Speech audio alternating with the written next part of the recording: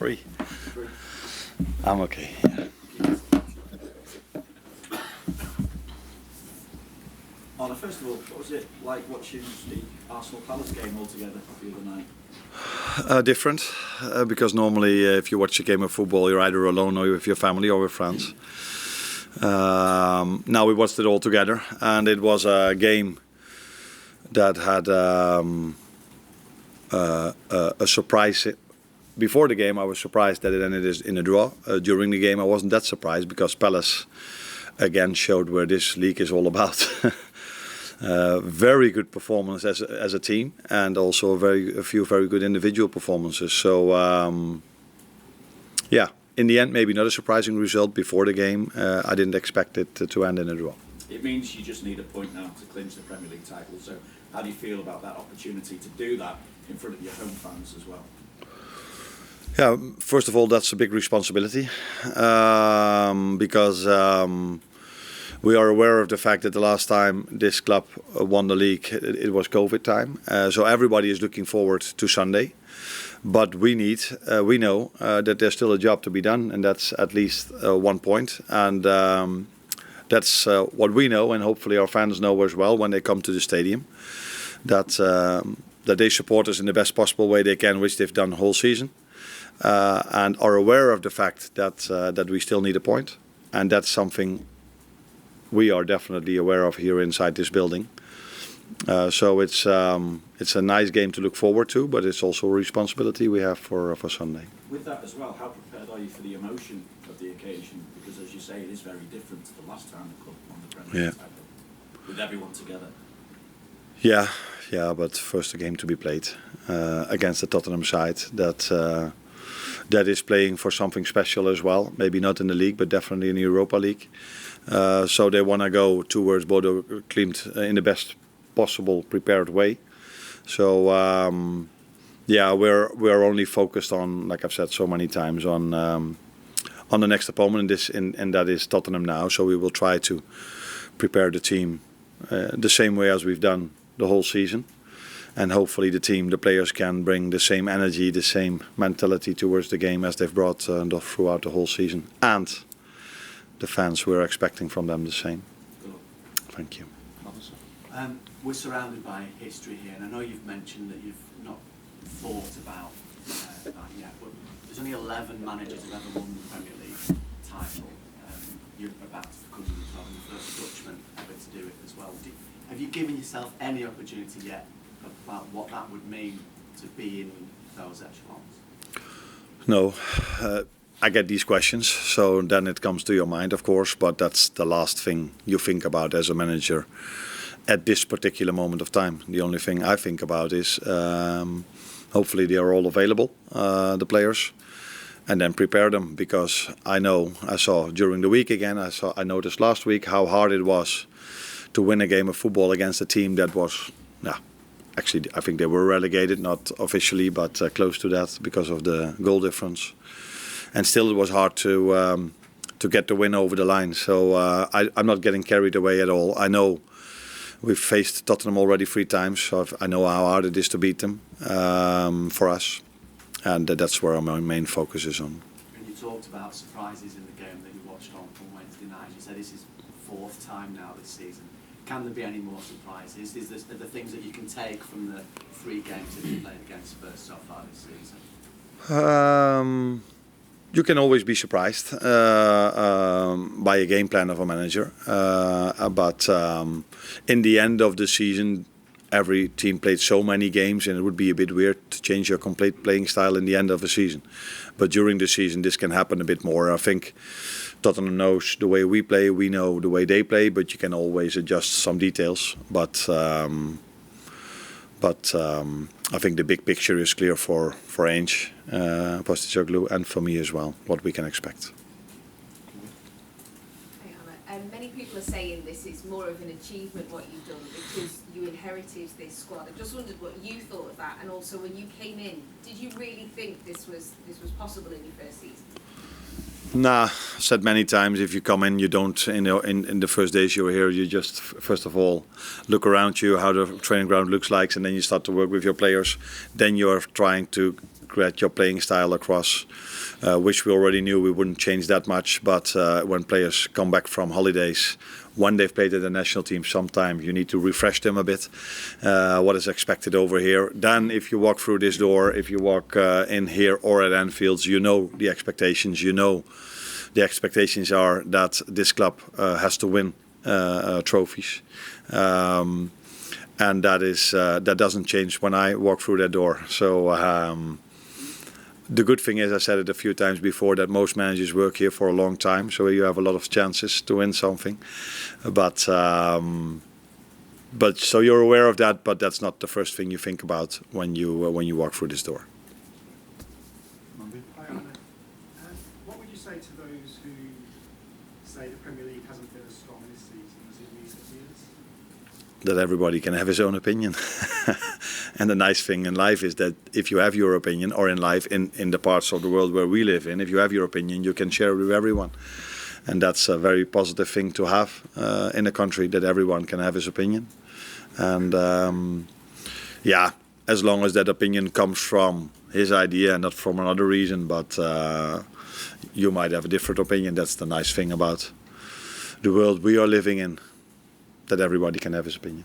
What's your opinion?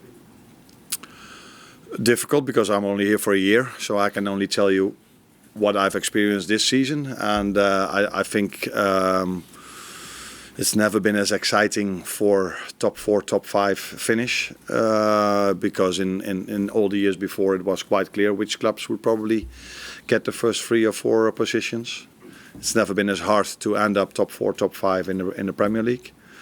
So yeah, that, in my opinion, is a real difficult league, because that's what I've experienced over here. It's never been an easy game. It's always been very hard to win a game of football. But maybe that tells you something about us. Although we're not the only team in this league who finds it hard to win a game of football by a margin of 3 or 4 goals. And that was maybe easier 2, 3, 4, 5 years ago. So either the teams are not so good anymore, the Liverpools, the Cities and the Arsenals, or we are still very good, but the other teams have the funds to spend just as much, or in some situations even more, than Arsenal, City and Liverpool. Carl? Oh, sorry.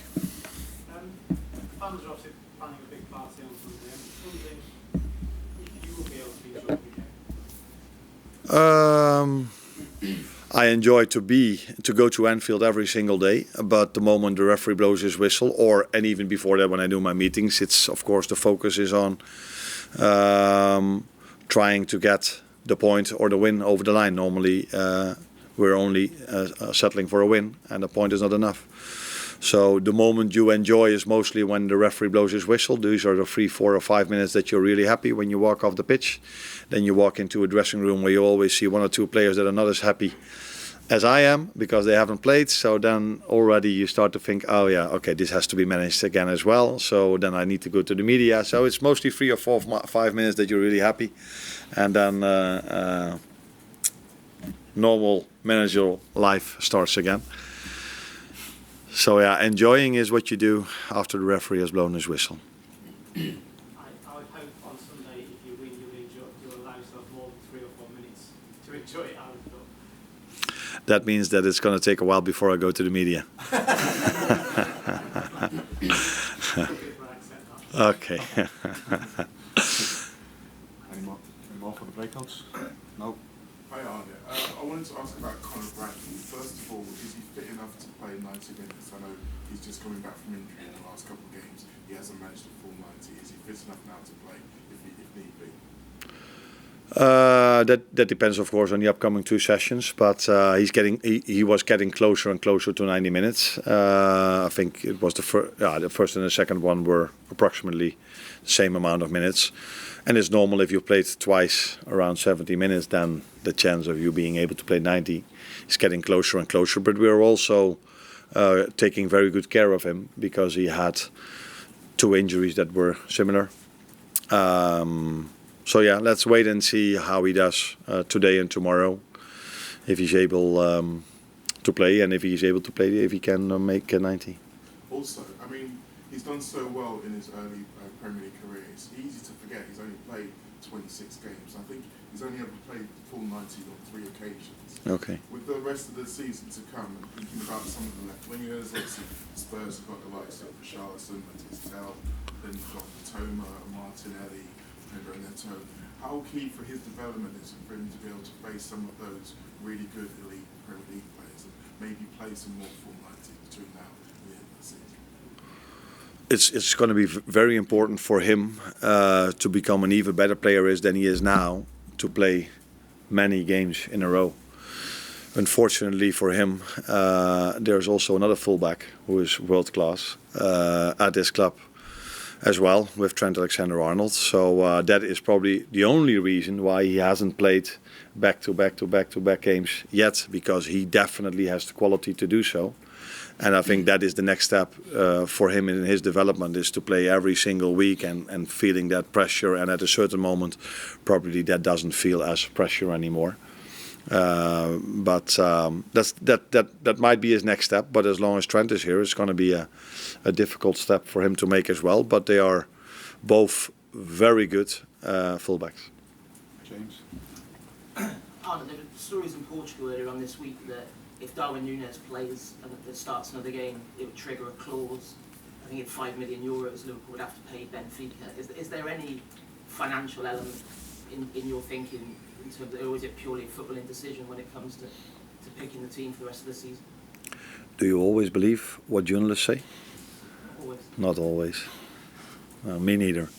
Sometimes you should, but sometimes it's better not to believe everything that is written about players. So it's completely new to me, and I've said many times that I'm working at a club here where it's really nice to work. So mainly sports directors are judged by the players they bring in. For me, it's very important to have a great working environment, and I have that with Richard. So the last thing he would do, as I expect working with him for 10 months, is tell me, if you play him, it would cost us this much, and if you that he would never do. So I don't even think if it's true or yes or no, because we never talk about that. He never interferes with a lineup. It might be true, but if a journalist says it, we have to. How do you say that? We have to balance this if it's true or not, or nah, you know what I mean. Yeah. And can I just ask on Joe Gomez, where's he up to, and do you think he could still play again this season? If his recovery goes well, he would be able to, maybe in the last 1 or 2 games of the season, but he's still not training with us yet. But he's coming closer and closer to train with the team. But then he's been out for a long time, so we're not just discussing Conor Bradley. It took him a while before he could even come in, or let alone start. So I think he will be available in the last 1, 2 or 3 games, if his recovery goes the way as planned. Thanks, Arne. You're welcome.